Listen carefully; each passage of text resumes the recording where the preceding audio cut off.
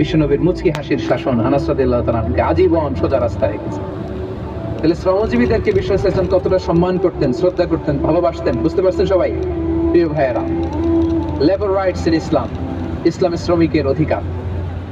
শ্রমিকদেরকে ইসলাম কমপক্ষে 7টা অধিকার দিয়েছে। কয়টা? 1 নাম্বার, ইসলাম একজন শ্রমিককে প্রথম যে অধিকারটা দিয়েছে সেটা হচ্ছে কাজ শেষে, শ্রম শেষে তার পারিশ্রমিকের অধিকার, মজুরি পাওয়ার অধিকার, কাজ শেষে বেতন পাওয়ার অধিকার। কাজ করেছেন তো আপনি বেতন পাবেন, এটা আপনার অধিকার। বেতন বা পারিশ্রমিক এটা একটা কর্মজীবীর অধিকার। আপনার কোম্পানির মালিক যে আপনার বেতন দেয়, এটা কি দয়া করে?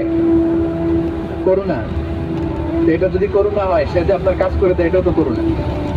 এটা তো আর বড় করুণা, কি বলেন? আপনি যে স্যালারি পে করেন, এটা যদি করুণা হয়,